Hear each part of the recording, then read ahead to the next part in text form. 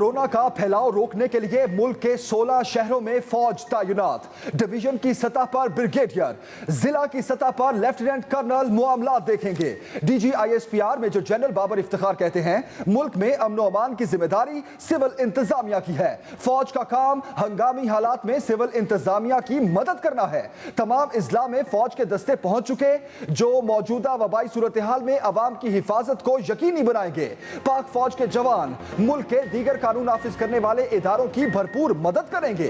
पाक फौज आजमाइश की इस घड़ी में अवाम की तवक्कुआत पर पूरा उतरेगी। अफवाज पाकिस्तान का इंटरनल सिक्योरिटी अलाउंस ना लेने का भी फैसला। तमाम सूबाई एपेक्स कमेटियों की मीटिंग्स हफ्ते में एक दिन होंगी। सब सरकारी दफातर में मैक्सिमम 20% से ज्यादा, अगर और कम की जरूरत है तो और कम लोग ना आए। स्कूल्स, कॉलेजेस, यूनिवर्सिटीज हम मुकम्मल तौर पे बंद कर रहे हैं और प्राइवेट ऑफिसेज में वैसे ही 50% इम्प्लीमेंट करें। अगर कोई दफ्तर 50% से ज्यादा वायलेशन करता है तो वो दफ्तर सील कर दिया जाएगा।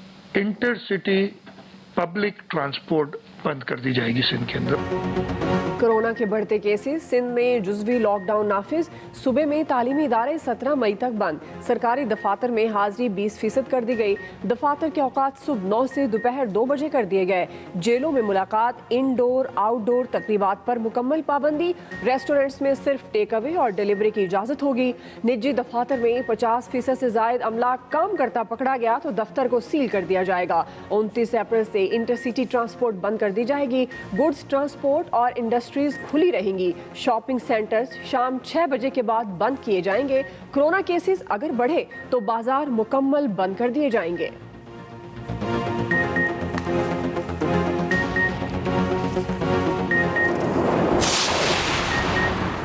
सिंध हुकूमत ने भी फौज की मदद मांग ली। सूबे में सिविल इंतजामिया की मदद के लिए फौज बुलाई जाएगी। वजीर आला मुराद अली शाह कहते हैं, ईद के बाद विफाक से ट्रेन और इंटरनेशनल फ्लाइट सर्विस बंद करने की दरखास्त करेंगे। अब तक सिंध के हालात दीगर सूबों से बेहतर हैं, लेकिन इसका ये मतलब नहीं कि बेड्स भर जाएं तो पाबंदियां लगाई जाएं। पिछले 7 रोज में कोविड का ग्राफ 3 से 4 गुना बढ़ गया।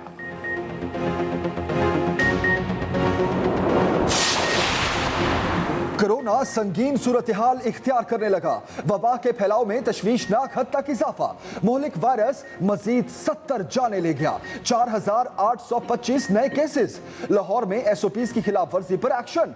3702 मुकदमात दर्ज। डीआईजी ऑपरेशन के मुताबिक मास्क न पहनने पर 1029, जबकि समाजी फासले की खिलाफ वर्जी पर 822 FIR का इंदराज हुआ।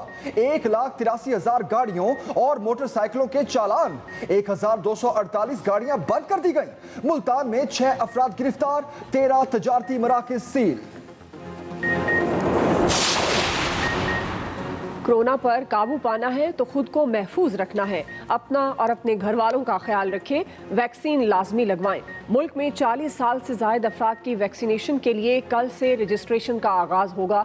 सरबराह NCOC असद उमर की 40 साल से जायद उम्र के तमाम अफराद से रजिस्ट्रेशन कराने की अपील। 50 साल से जायद तमाम रजिस्टर्ड अफराद के लिए वॉक इन वैक्सीनेशन का भी आगाज कर दिया गया। मोमिन खसूसी सेहत डॉक्टर फैसल सुल्तान कहते हैं, फराहम करदा कोरोना वैक्सीन बच्चों और बड़ों सब के लिए यकसा मुफीद है।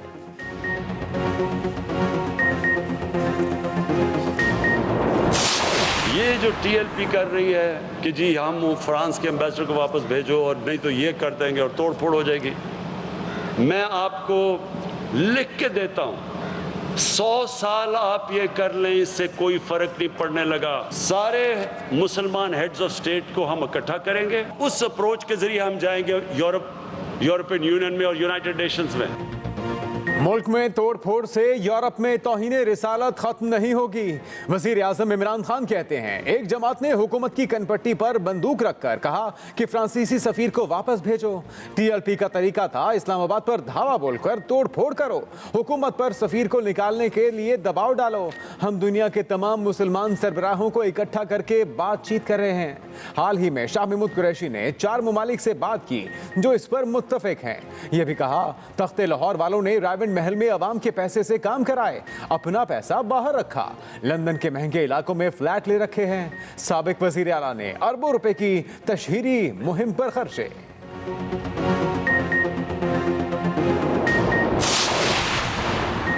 वजीर आजम इमरान खान और जहांगीर तरीन ग्रुप में मुलाकात तय पा गई। तरीन के हम ख्याल कल वजीर आजम इमरान खान से मिलेंगे, केसेस से मुतालिक तहफ्फुजात से आगाह करेंगे। जहांगीर तरीन खुद मुलाकात करने नहीं जाएंगे। जराए के मुताबिक 33 अरकान असम्बली वजीर आजम इमरान खान को मिलेंगे।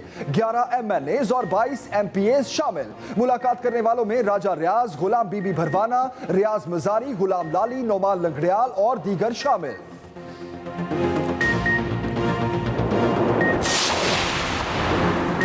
जस्टिस काजी फाइज ईसा के खिलाफ कार्रवाई खत्म। सुप्रीम कोर्ट ने नजरसानी दरख्वास्तें मंजूर कर ली। जस्टिस काजी फाइज और सरीना ईसा के खिलाफ FBI की कार्रवाई और रिपोर्ट का रद्द करार। 6 जजेस ने सरीना ईसा की नजरसानी दरख्वास्तों को तस्लीम और 4 ने मुस्तरद कर दिया।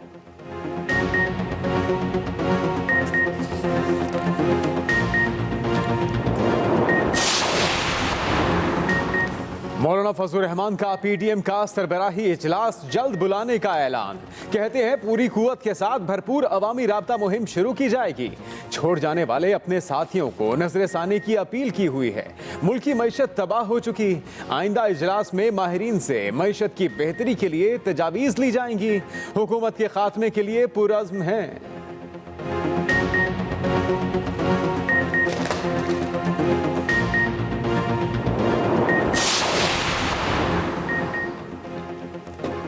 इमरान खान ने IMF की हिदायत पर मुइशत चलाकर मुल्की वकार का मलिया मेट कर दिया। चेयरमैन पीपल्स पार्टी बिलावल भुट्टो जरदारी की तनकीद।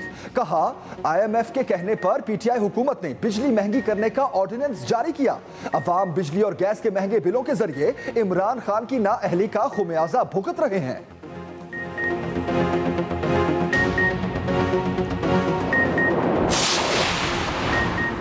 कोरोना बढ़ गया, महंगाई कंट्रोल से बाहर और बेरोजगारी में इजाफा हो गया, लेकिन वजीर आजम कहते हैं उन्हें अपनी कारकर्दगी पर फख्र है।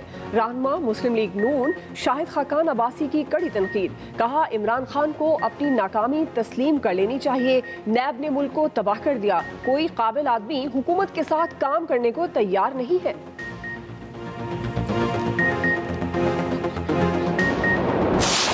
किसान है, पाकिस्तान की रीढ़ की हड्डी है। जितना हम अपने किसान को मजबूत करते रहेंगे, हम अपने मुल्क को मजबूत करेंगे। 2 बड़ी डैम्स बन रही हैं। इन 2 डैम्स की वजह से इजाफी पानी आएगा।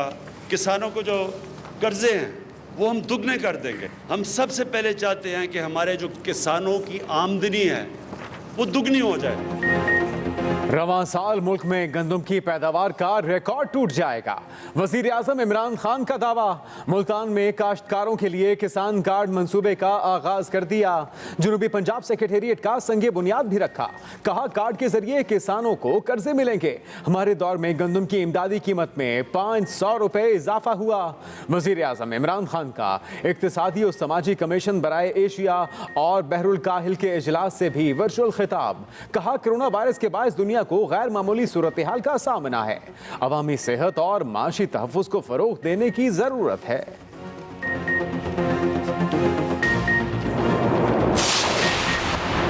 ऑपोजिशन का कोरोना पर सियासत चमकाना अफसोसनाक है।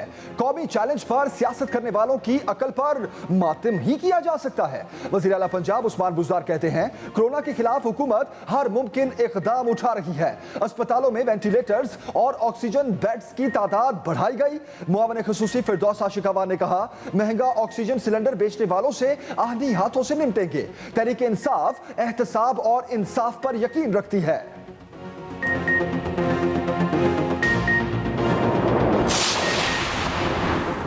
मुल्क भर में O और A लेवल इम्तिहानात का आगाज। विफाकी वजीर बराए तालीम शफकत महमूद कहते हैं कैम्ब्रिज से A और O लेवल इम्तिहानात के बाकी पेपर्स के लिए 13 माह की शर्त पर नजरसानी के लिए कहा है। उम्मीद है जल्द मस्बत फैसला आएगा। जो तलबा और वालिदैन अभी मुतमईन नहीं हैं वो अक्टूबर और नवंबर में होने वाले इम्तिहानात में शिरकत कर सकते हैं। इसके लिए कोई इजाफी अखराजात नहीं लिए जाएंगे।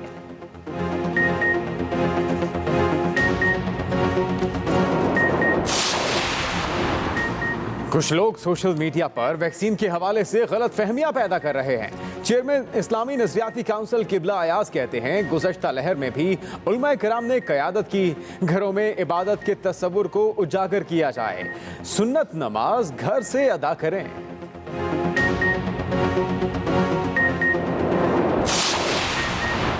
पाकिस्तान स्टील के ऑक्सीजन प्लांट की बहाली का फैसला, इंजीनियर्स की टीम कल प्लांट का मुआयना करेगी। वजीर आजम ने वफाकी वजीर प्लानिंग और मनसूबाबंदी को प्लांट की बहाली का टास्क सौंप दिया। ऑक्सीजन प्लांट की बहाली में पाक फौज के जवान भी हिस्सा लेंगे। पाक फौज, इंजीनियरिंग कोर के आला अफसरान और माहिरीन मुआयना टीम का हिस्सा होंगे।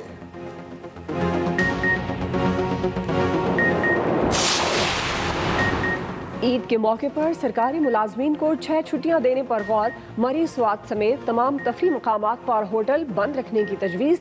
कैदियों की सजा में 30 दिन की मुआफ़ी की समरी बेरसाल।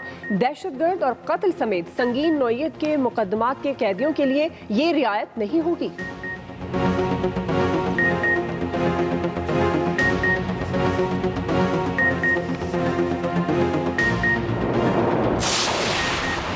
शहबाज शरीफ का वैक्सीनेशन के अमल को तेज करने का मुतालबा।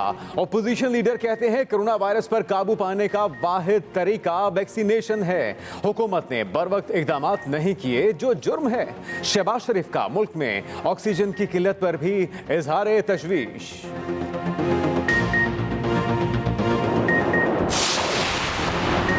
शुगर माफिया के खिलाफ तहकीकात करने वाली मुश्तरका तहकीकाती टीम के सरबराह तब्दील। डॉक्टर रिजवान की जगह एडिशनल डायरेक्टर अबू बकर खुदाबख्श को इंक्वायरी ऑफिसर मुकर्रर कर दिया गया। डॉक्टर रिजवान ने जहांगीर तरीन समेत शहबाज शरीफ से खुद इंक्वायरी की थी।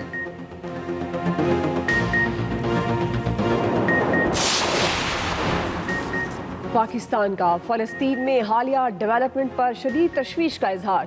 तर्जुमान दफ्तर खारजा जाहिद हफीज़ के मुताबिक मकबूजा फ़लस्तीनी इलाके में सूरत हाल खौफनाक है। नमाजियों को हरासा किया जाता है, मासूम फ़लस्तीनियों को गिरफ्तार किया जाता है। रमज़ान में गैर कानूनी इकदाम में ज़्यादा इजाफा हुआ। पाकिस्तान इसराइली काबिज़ अफवाज के पुरतशद्दुद इकदाम की शदीद मजम्मत करता है। 3 दिन बाद कराची में सजेगा ज़िमनी इलेक्शन का मैदान। उम्मीदवारों की सरगर्मियां तेज, गहमा गहमी उरूज पर। वोटर्स के साथ वादे और दावे। पानी और सीवरेज जैसी बुनियादी सहूलियात से आरी इस इलाके में खेलने के लिए कोई मुनासिब जगह तक नहीं। हल्के के तमाम मैदान उजड़े दिखाई देते हैं।